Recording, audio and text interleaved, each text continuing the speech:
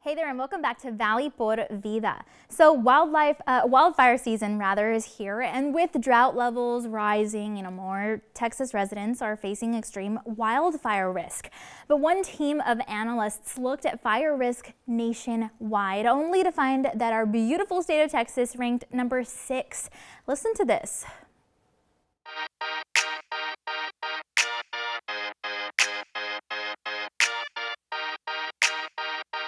So we recently completed a study where we looked at wildfire risk nationwide because we are getting into wildfire season right now. And when we look at Texas specifically, we found that Texas ranks 6th in the nation because right now 7% of Texas properties are facing extreme wildfire risk. 24% of them are facing moderate wildfire risk. And what's really concerning right now is that 95% of Texas is facing severe to extreme drought. So that's really why we've seen the number of properties that are at risk in Texas start to increase over the last couple of years. I think the big thing is to really understand how big of a risk we're facing because of the high levels of drought. One of the ways that we really look at wildfire risk is something called an ISO rating, Insurance Safety Organization rating. And what that is a measurement from class 1 all the way to class 10 of essentially how prepared a community is to deal with fires and wildfires. It takes into account a fire department, water supply, emergency communications, and if there's any what kind of emergency action plan is in place.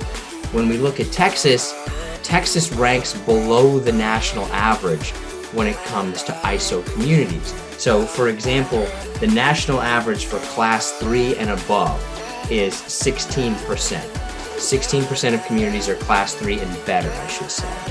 Texas only has 11% of their communities. So what we're really seeing in Texas right now is a higher wildfire risk and less preparedness.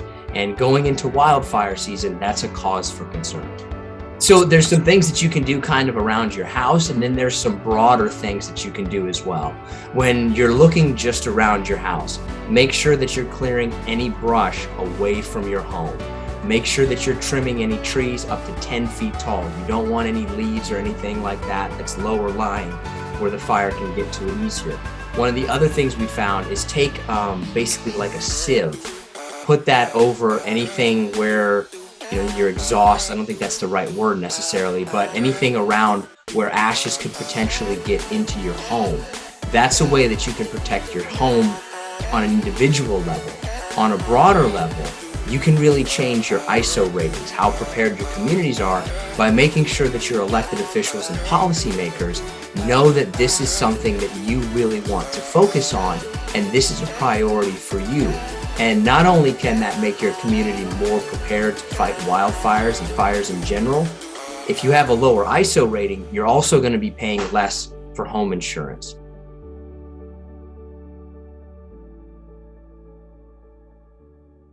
Again, you can check out their full report on wildfire risk for each state as well as ours so that you can just have a better idea of what's going on and how you can prepare. But what else can you do in the meantime to make sure that you and your loved ones are protected in the event of something like a wildfire? Well, we've got a few extra tips for you to keep in mind.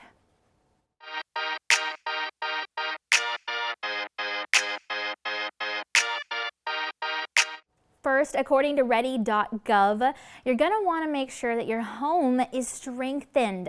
But what does that mean? Well, it means that we can get things now just to prepare. That includes items like fire-resistant materials to build, renovate, or make repairs or any other part of your home or office. The site also says that it's a good idea to have an outdoor water source with a hose so the line can reach any area of your property. And you can also prep by trying your best to create a fire-resistant zone.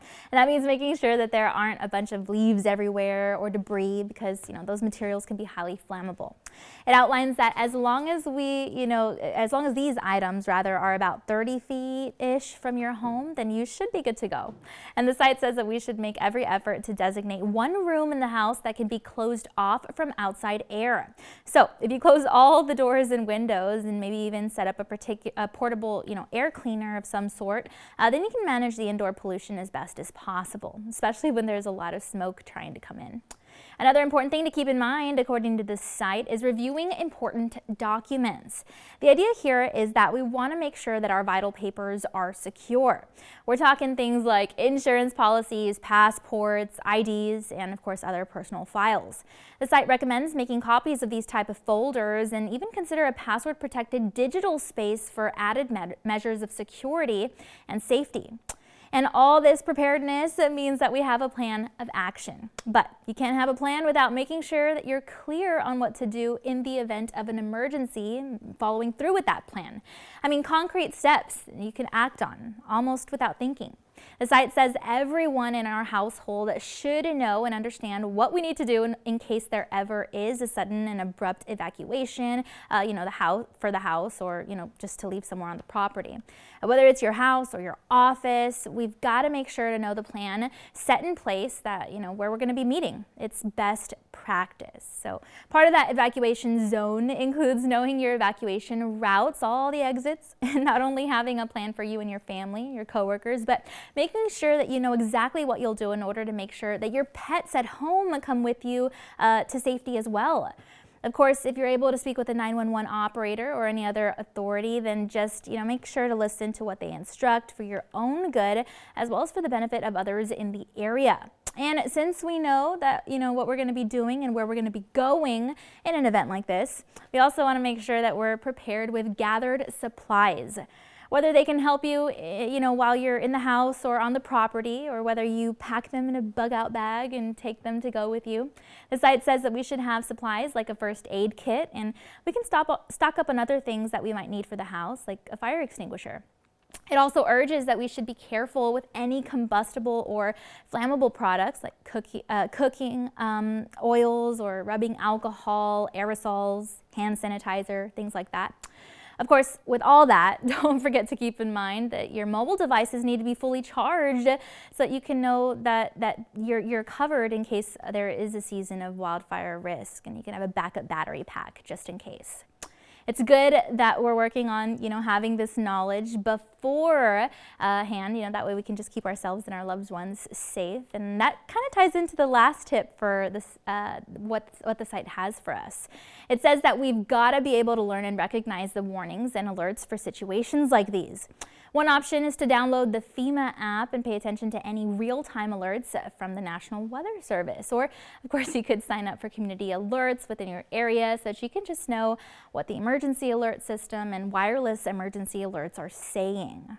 With all that in mind, you're now prepared, hopefully, and we want to thank you so much for paying attention to these tips as well as for joining us on the show. And be sure to tune in again next time because we're going to have a lot more going on.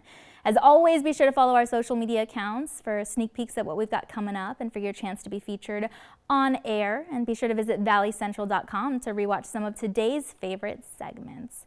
We've got all that and so much more next time on Valley Por Vida.